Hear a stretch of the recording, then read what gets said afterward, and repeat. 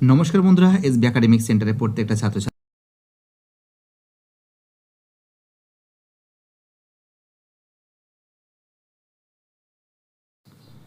তো দেখতে পাচ্ছ, আজকে আমি তোমাদের দশম শ্রেণীর ইতিহাস সলভ করাচ্ছি।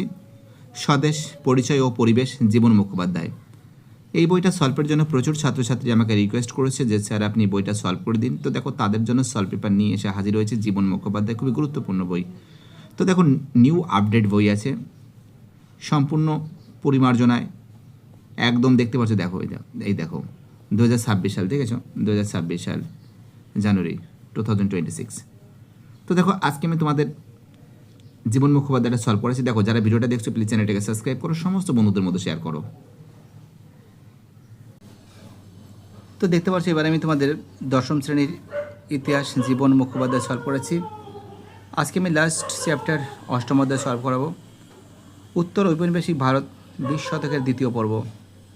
তো দেখো, প্রচুর ছাত্রছাত্রী রিকোয়েস্ট করেছে, স্যার প্লিজ স্যার সলভ করে দিন। তো দেখো, 100% তোমাদের সলভ করে দেবো। দেখো, যারা যারা ভিডিওটা দেখছো আমি তাদের কাছে অনুরোধ করছি, প্লিজ চ্যানেলটাকে সাবস্ক্রাইব করো, সমস্ত বন্ধুদের মধ্যে শেয়ার করো, কারণ তোমাদের সাপোর্ট আমার একান্তই কাম্য। তোমরা যতটা সাপোর্ট দেবে, যতটা ভালোবাসা দেবে এসবি একাডেমিক সেন্টার, ততটা এগিয়ে যাবে।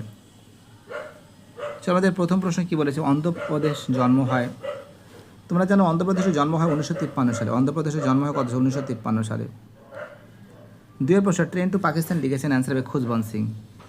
ট্রেন টু পাকিস্তান কে লিখেছেন? তোমরা জানো ট্রেন টু পাকিস্তান লিখেছেন খুশবন্ত সিং। অন্ধ্রপ্রদেশে জন্ম হয় 1953 সালে। ট্রেন টু পাকিস্তান লিখেছে খুশবন্ত সিং।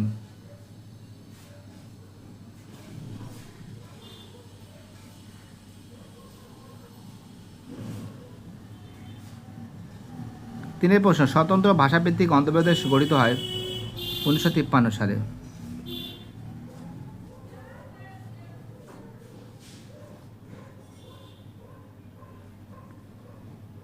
চারের প্রশ্ন, গোয়া ভারতভুক্ত হয় 1961 সালে। গোয়া ভারতভুক্ত হয় কত সালে? 1961 সালে।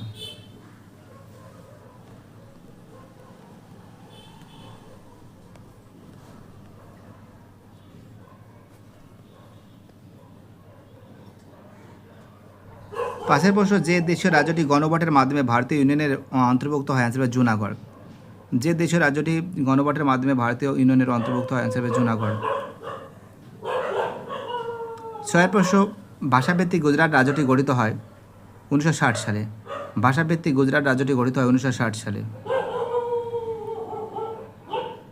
সাতের প্রশ্ন, স্বাধীনতার প্রাক্কালে ভারতের সবচেয়ে বড় দেশীয় রাজ্য ছিল, অ্যান্সার হবে হায়দ্রাবাদ। স্বাধীনতার প্রাক্কালে ভারতের সবচেয়ে বড় দেশীয় রাজ্য ছিল, অ্যান্সার হবে হায়দ্রাবাদ।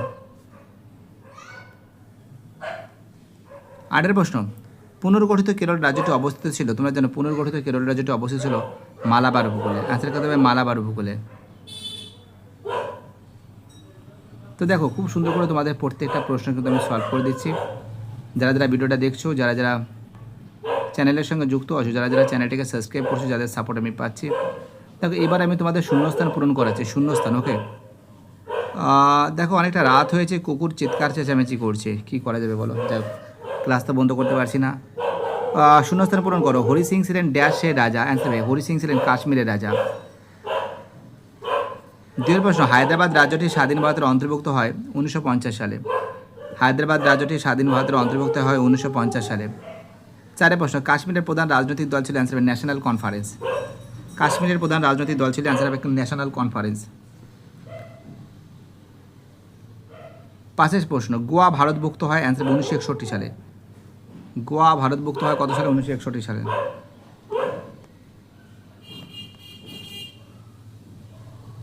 দেখো, এবার আমি তোমাদের যেটা সলভ করাবো, একটা ম্যাচিংটা দেখে নাও। ম্যাচিংটা এক সেকেন্ড। দেখো, কয় স্তম্ভের সঙ্গে ক্ষয় স্তম্ভে মেলাবো। শেখ আবদুল্লাহ, কাশ্মীর। রাজাকার বাহিনী, হায়দ্রাবাদ। পত্তি শ্রীমল্লু, অন্ধ্রপ্রদেশ। জয়ন্ত চৌধুরী, গোয়া। অ্যাডমিরাল নিমিজ, গণভোট।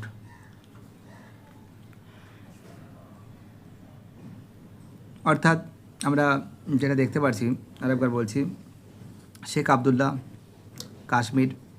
রাজাকার বাহিনী, হায়দ্রাবাদ, পত্তি শ্রীমাল্লু, অন্ধ্রপ্রদেশ, জয়ন্ত চৌধুরী, গোয়া, অ্যাডমিরাল নিমিজ, গণভট। এই হলো তোমাদের সলভ করে দিয়েছি। দেখো এইবার তোমাদের যেটা সলভ করাবো সত্য মিথ্যা। সত্য মিথ্যা সলভ করার জন্য সত্য মিথ্যা না লেখো। ভারতের ক্ষুদ্রতম দেশের রাজ্যটি হলো হায়দ্রাবাদ, এটা ভুল আছে। ভারতের ক্ষুদ্রতম দেশের রাজ্যটি হলো হায়দ্রাবাদ। তো দেখে কাশ্মীরের শাসক নিজাম নামে পরিচিত, এটা কিন্তু ভুল আছে। কাশ্মীরের শাসক নিজাম নামে পরিচিত, এটা কিন্তু ভুল আছে। 3 প্রশ্ন, রাজ্য পুনর্গঠন কমিশনের সভাপতি ছিলেন ফজল আলী, এটা ঠিক আছে। জওয়াহরলাল নেহরু লৌহ মানব নামে পরিচিত, এটা ভুল আছে। তো আজকে যে প্রশ্নগুলো সলভ করেছি, অর্থাৎ আমরা দেখতে পাচ্ছি প্রথমে একটা ভুল, দ্বিতীয়টা ভুল, 3 ঠিক, 4 ভুল।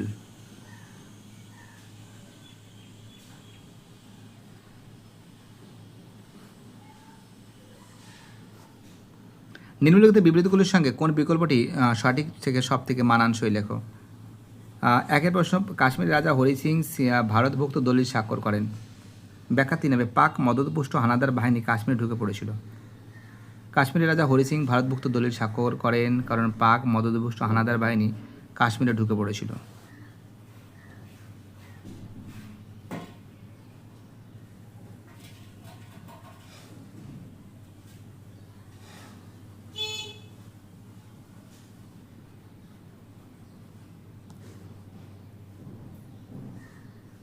দুদাগের প্রশ্ন, হায়দ্রাবাদের ভারতভক্তির একটি গুরুত্বপূর্ণ ঘটনা। হায়দ্রাবাদ ভারতের ভক্তির গুরুত্বপূর্ণ ঘটনা। অ্যান্সার হবে, হায়দ্রাবাদের স্বাধীন অস্তিত্ব নষ্ট হয়।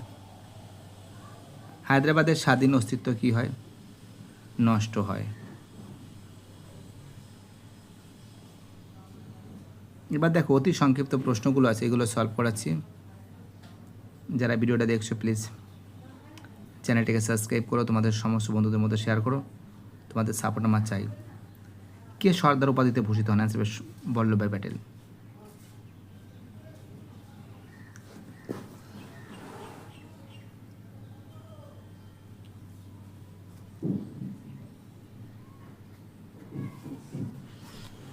নেক্সট কোশ্চেন, ভারতের প্রথম স্বরাষ্ট্রমন্ত্রী কে ছিলেন?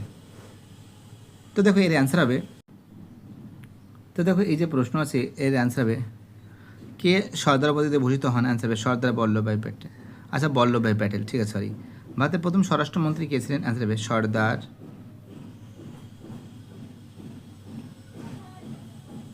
বল্লভ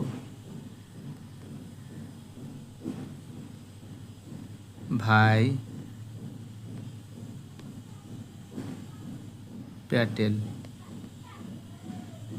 সর্দার বল্লভভাই প্যাটেল কে ভারতের প্রথম স্বরাষ্ট্রমন্ত্রী সর্দার বল্লভভাই প্যাটেল ছিলেন। দেখো এবার তোমাদের আরেকটা প্রশ্ন, 3 দাগের প্রশ্নগুলো সলভ করেছে। 3 দাগের প্রশ্ন বলেছে যে কাথিয়াবাড় উপদ্বীপে অবস্থিত দেশীয় রাজ্যটির নাম কি? অ্যান্সার হবে জুনাগড়। কাথিয়াবাড় উপদ্বীপে অবস্থিত দেশীয় রাজ্যটির নাম হলো জুনাগড়। 4 প্রশ্ন, গোয়াতে কাদের উপনিবেশ ছিল? তোমরা জানো গোয়াতে উপনিবেশ ছিল পর্তুগিজদের। গোয়াতে উপনিবেশ কাদের ছিল? গোয়াতে উপনিবেশ ছিল পর্তুগিজদের। তো দেখো এইবার আমি তোমাদের এই যে প্রশ্নগুলো আছে এই প্রশ্নগুলো তোমাদের সামনে আমি তুলে ধরছি, দেখতে পাচ্ছ সুন্দর করে তোমাদের সামনে তুলে ধরছি। দেখো দেখো সত্য মিথ্যা দেখছো, তোমাদের আরেকবার তুলে ধরছি, যারা প্রথম থেকে দেখালে সুন্দর হবে, তোমাদের ভালোও লাগবে, এটাই সব থেকে বড় ব্যাপার। যারা তোমাদের এই যে অষ্টম অধ্যায়টা দেখাচ্ছি, আরেকবার দেখাচ্ছি, দেখো একটু জুম করে দেখাচ্ছি, ঠিক আছে, দেখতে থাকো তোমরা। আরেকবার দেখাচ্ছি, দেখো যারা যারা নতুন নতুন সদস্য আছো তাদের জন্য অ্যাকচুয়ালি এসবি একাডেমিক সেন্টার সবসময় চেষ্টা করে যাতে ছেলেমেয়েদের একটু হেল্প করা যায়। এবার দেখো শুরু হয়ে গেছে, হ্যাঁ দেখতে পাচ্ছ, দেখতে থাকো।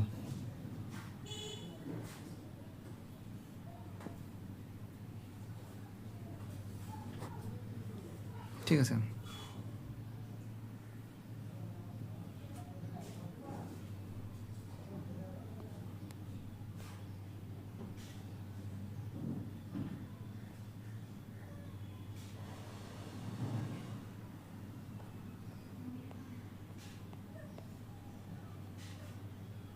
একই পেজ দুবার আছে।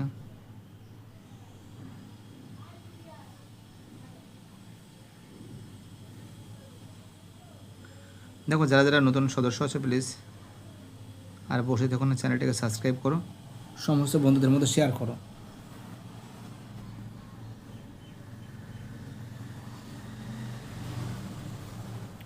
কারণ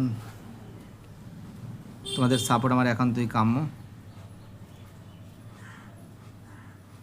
এই যে প্রশ্নগুলো আছে, এই প্রশ্নগুলো যদি সলভ করতে হয় অবশ্যই আমাকে জানাবে, আমি পেজ নাম্বার নেক্সট ভিডিওতে বলে দেবো।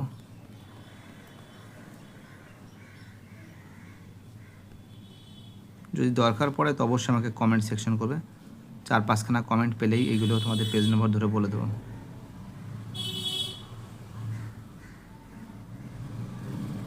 তো ভিডিওটি দেখার জন্য সবাইকে অসংখ্য ধন্যবাদ জানাই। তোমাদের সাপোর্ট, তোমাদের ভালোবাসা এসবি একাডেমিক সেন্টার কখনো বলবে না। বাই, টাটা, সবাই ভালো থাকবে।